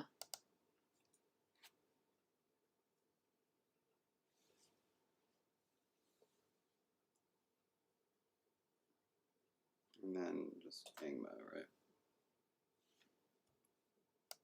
After Yeah. Yeah, and it's angma on both those. Yeah. Okay. Oh, we need a GW row. Yeah, yeah.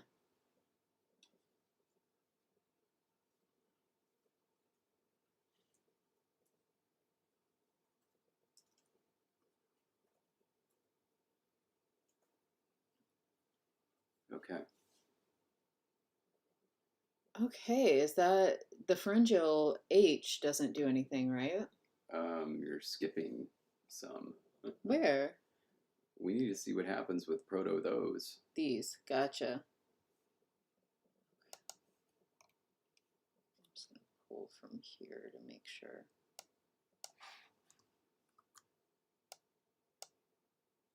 All right, so, and we need labialized and non-labialized. Potentially. I'm just going to replace all of these here. And then we're going to need to go through all these forms and replace them. All right, so those are the forms. Yeah, there's no labialization. They're all r and then k with or without labialization. Yeah, so. And I'm going to go ahead and take these out now because we're done with those, so that way our list is just what we're looking at. And I'm also going to reverse the orders.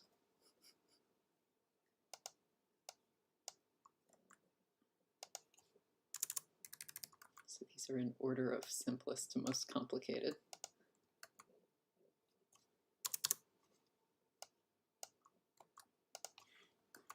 There we go. I'll go ahead and add a what just in case. But that, I mean, And then we don't technically need it. And these can be both labial and non. So we'll double check, although I think this is going to be the same. Just the voiced version of what we just did.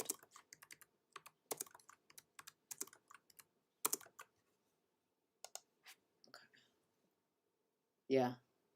It's all r and then g, labial or not.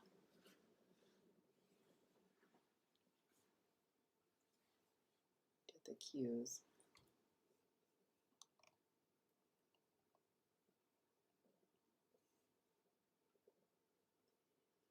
The uvular voiced stop, that one only shows up after the old uvular nasal, right? Yeah. Wasn't that the only time it showed up? And Yeah. then it all got switched to velar, so. Yeah. Okay. Okay. All right. So now we do H. H. And H is, I already know, fits into the romanized thing, so I can just do this. Whoop. There we go. Oh wait, we don't have any of these. No, we don't. Which means I need to delete those or it's going to yell at me. Yeah. There we go. Okay.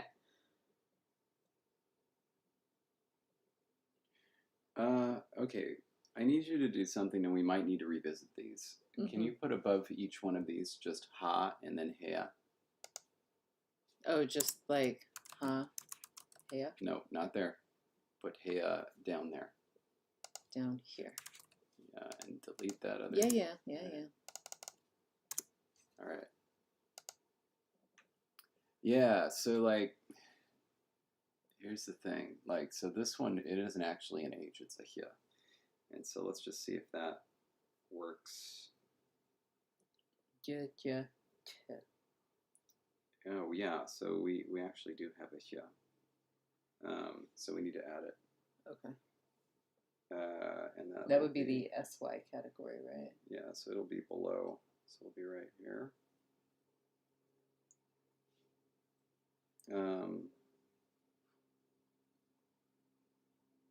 Though, wouldn't it be pharyngalized? I don't know. Yeah, I mean, I guess, you know what? Let's not question what we did previously. We somehow get a pharyngalized S and a pharyngalized Z. We do for we do get those for different reasons, but oh, is that when the T? Yeah, but this one basically we start with a he, and he is becoming he, but it's not pharyngalized. It kind of loses its pharyngalization. I guess that makes sense. You know, he, just becomes a different thing as opposed to retaining it. Okay, so that's good. And then now H itself becomes. So that's how we get dotted H. Dotted H. And then we get the palatal voiced fricative. Yeah. Okay. And then it drops out, but leaves. It doesn't drop out. It pharyngalizes the M and then drops out in the O mutation. Yeah.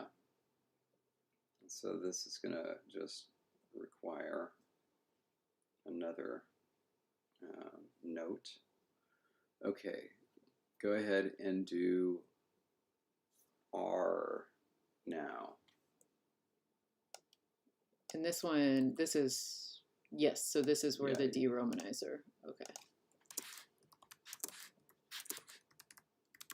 I don't think these matter, but just in case.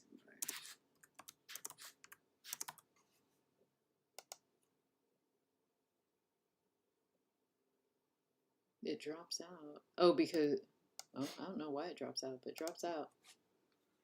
But yeah, so I thought, I thought for this, it's just that drops out entirely because of palatalization. So it's like that R was never there. So it's just like vowel initial. So we have R, nothing, and R.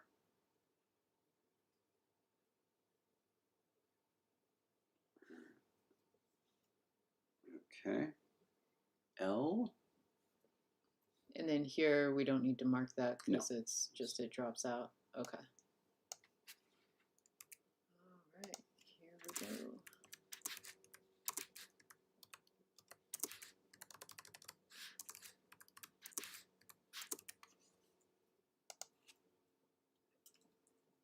The L does some fun stuff. It becomes a nasal in the end.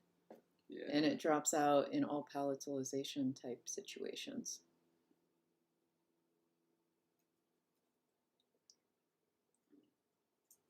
Let's check the W too after this, because we didn't actually check the W.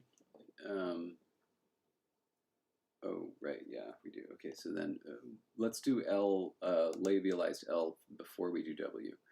Mm-hmm. Okay, so yeah, L I'm gonna drops go ahead out for and that, so it's just vowel initial, and then we have L, L, nothing.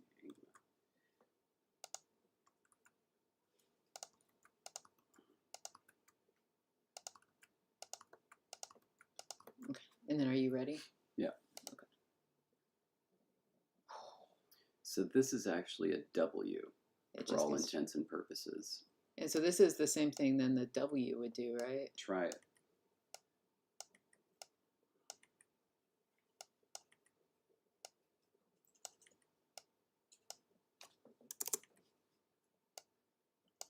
Okay.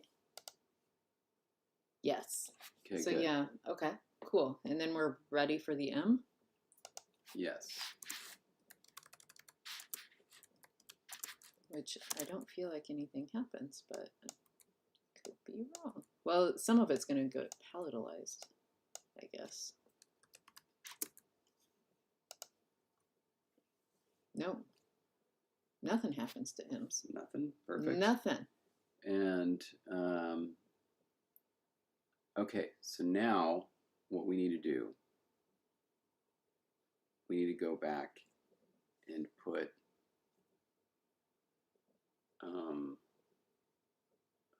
in here real quick. Was that the velar? No, This? no, the uvular.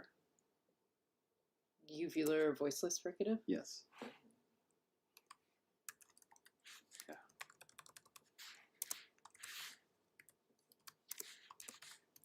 Oops, I'll fix it.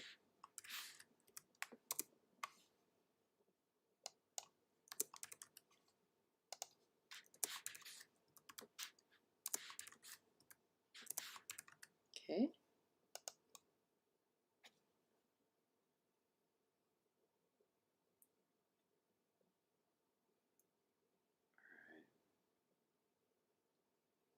And did you want to compare that to something or? Not yet. Okay. Okay, that all makes sense.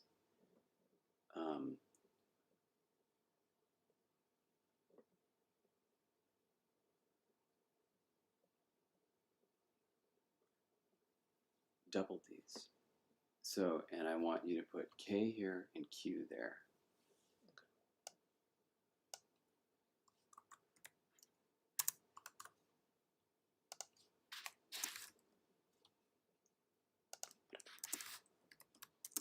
Okay. I cannot believe that Oh. Biblaridian is missing this. Are we just double checking our work? Because We are. I think that we made a mistake. But we said earlier we don't make mistakes, so that's not possible. We made a little Biblaridian.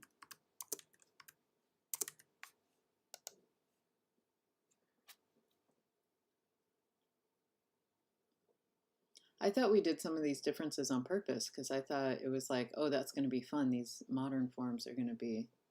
Yeah.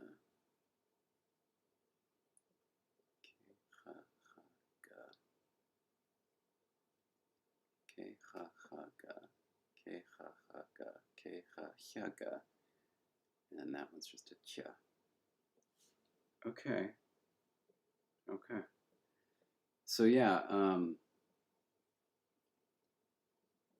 we just have a bizarre, a little irregularity. Can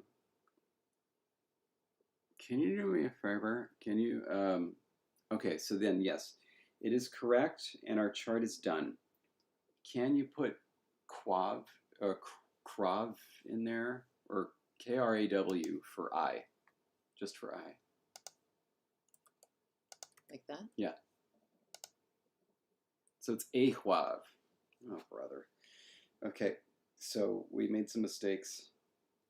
I'm going to try to fix them, but our chart is done. It wasn't that we made mistakes, it's that we changed our mind and we didn't go back and fix something.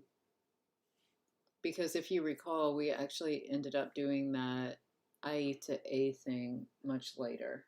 Oh. After we had already, in fact, after we had already done the entire plural chart. because we had to change all those examples. Yeah.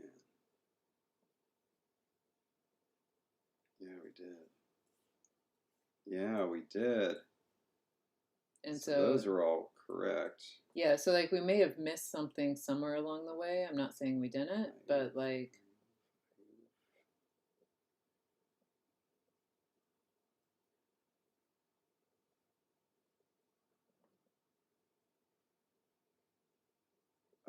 Actually, we didn't make any mistakes. woo! Back to being perfect. Whew. My goodness. When How I, are we so amazingly perfect at everything that we do? when I was a kid, I read this book where the main character was PJ, which stood for Perfect Jessica. Really? Yeah. Oh, wow.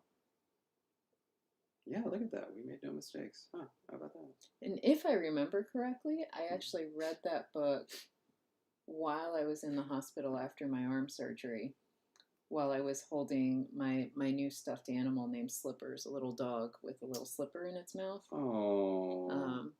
And my dad bought that for me from my dad and sister bought that for me from the gift shop before visiting me. Mm-hmm. So that's my memory of when I read that book. I don't know what book it was. I just remember PJ. And now I'm going to Google that after the stream. Hey, so where was the awful, horrible place that we needed to go next? TMA.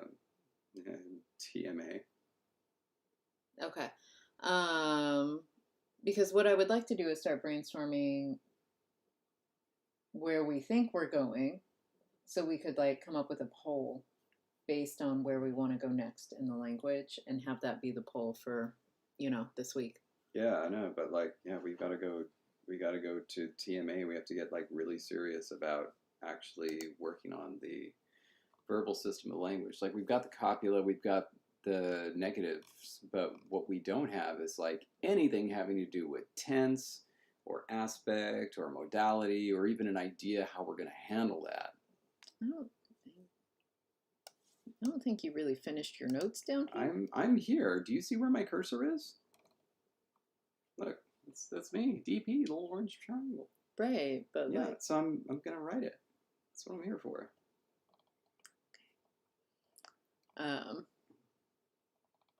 No, I saw your little cursor down there. I just thought you were done because you went off on another tangent. Okay, so we're gonna end up going to verbs next while you finish those notes. All right, we've done our beautiful negation. We talked about participles and not having unique forms. Okay.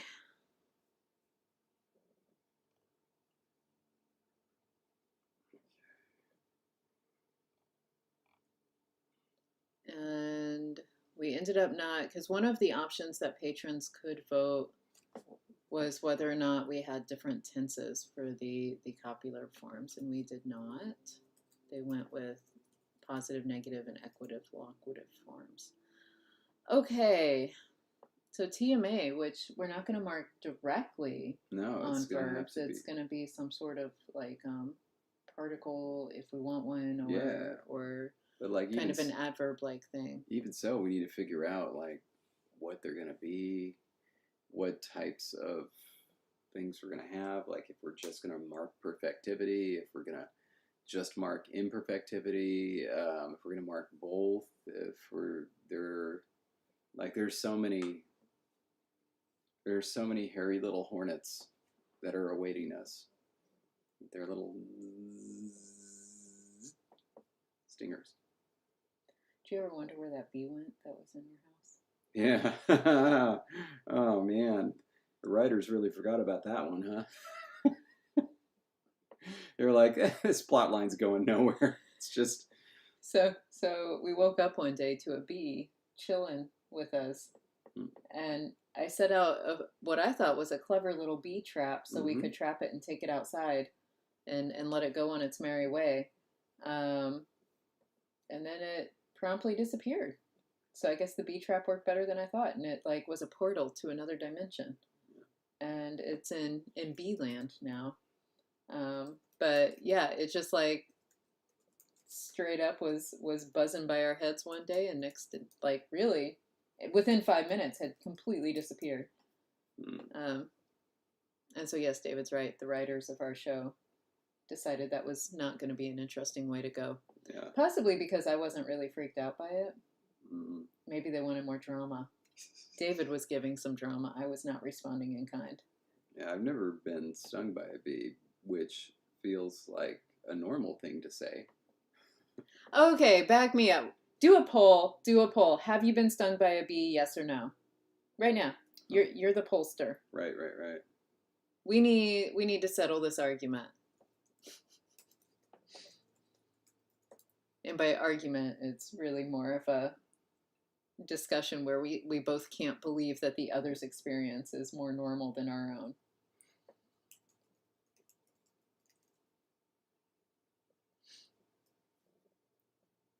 Y'all been bee stung? Oh my gosh.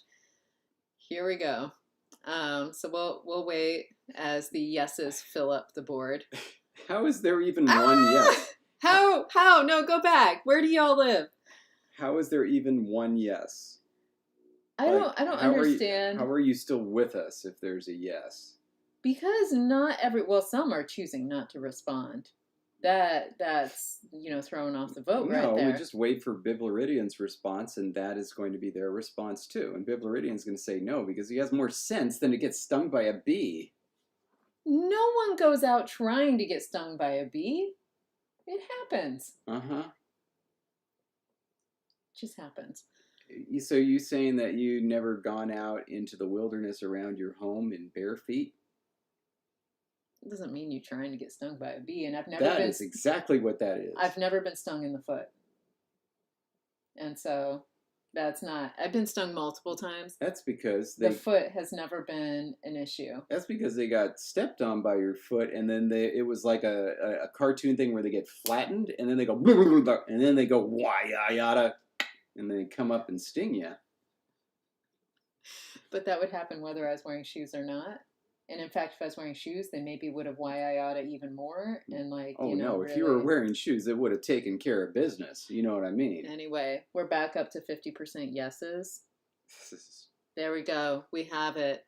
So, I mean, you're just responding wrong. It's crazy. So here's the thing. Not only a personal failing, but something that kills you.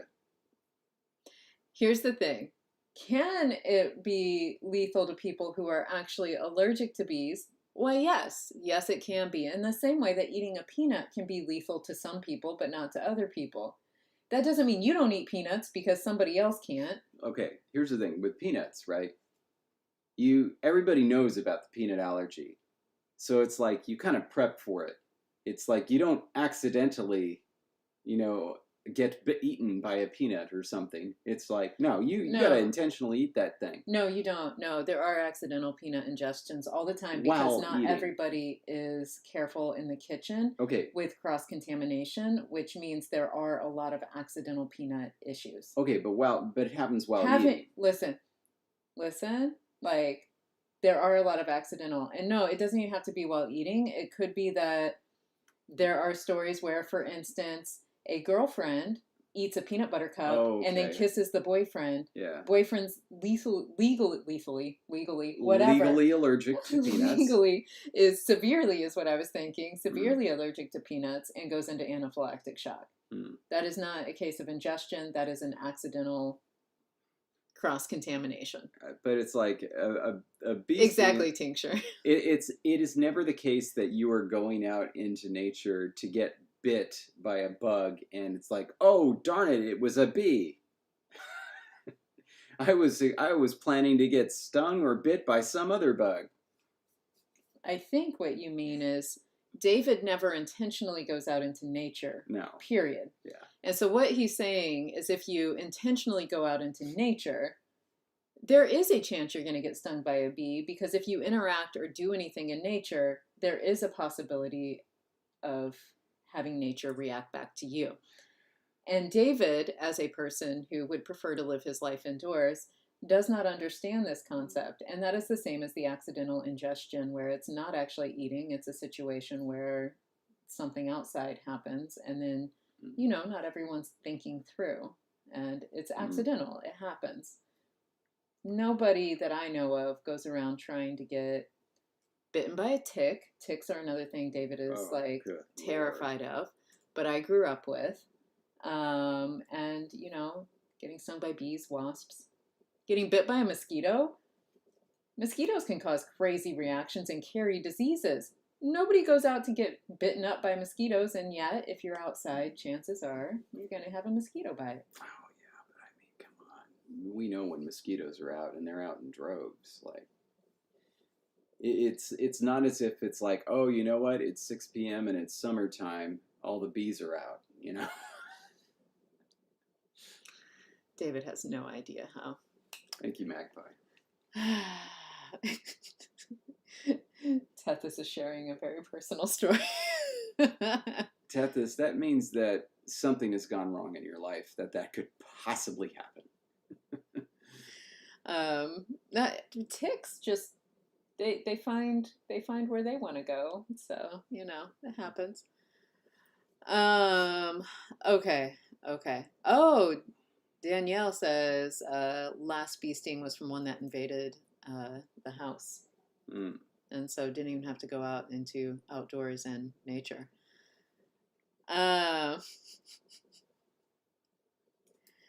Right, hamster lover. That's it. If you're outside during the day doing things, at night you do a tick check. Everybody knows this. You just do it. Something is not right. In Magpie, you're absolutely right. Okay, so David has fixed that. We still haven't discussed TMA options, or TAM options if you prefer that order. And but by the way, that's true, hamster lover. Mosquitoes can get you in one bite with their diseases. Ticks, they normally have to actually have really been there for a while, which is why you check often. Well, but ticks are essentially there for life. Instances of paultalization. Ooh, what's paultalization? It's where things get paultalized. Ooh. Yeah. But I wanted to point out something here. So with the K and G, if you can scroll up.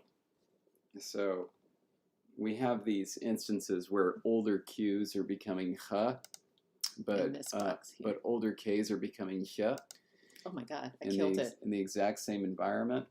But in the modern stage of the language, it's impossible to predict when a K is going to become a H or a H when it's in the presence of this palatalizing preposition. This is exactly the type of place where irregularities will persist for high-frequency items and might drop out for lower-frequency items. We could have some fun. Uh-huh. So this is just the same type of thing as irregular plurals in English or irregular past tenses. Ooh, I'm liking this. Pretty cool.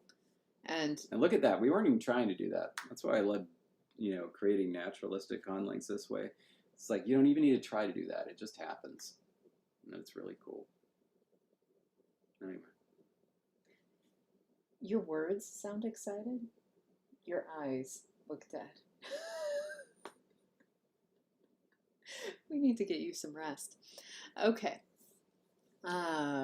So yeah, this week's poll is either going to be on something having to do with TMA, or just going to put it off a week and do the orthography poll. We'll see what happens. We'll see what happens as we rest up and try to get David some sleep. Yeah, right. See, you can say TAM for TAM, but you can say TMA. TMA for TMA. How's that TMA coming along? Yeah, so all my little tamales, you join me next week for TMA. Oh my God, that's what David's followers would be called. Groupies are the tamales. Oh my gosh, I love it. Love it. Okay. ATM. Love it. All right. Let's sign off. And patrons, you'll have something to vote on. Yeah. Even if it's what shirt should David wear next time. Oh, yeah. Golden Knights. They're going to go up 3-0 today. They're finally going to do it. And yeah, we will see you next week. All right. And so, stay grammar. Yeah. David, you got the thing. Yeah. He's saying stay grammar, and he sends all his love. Bye, everybody.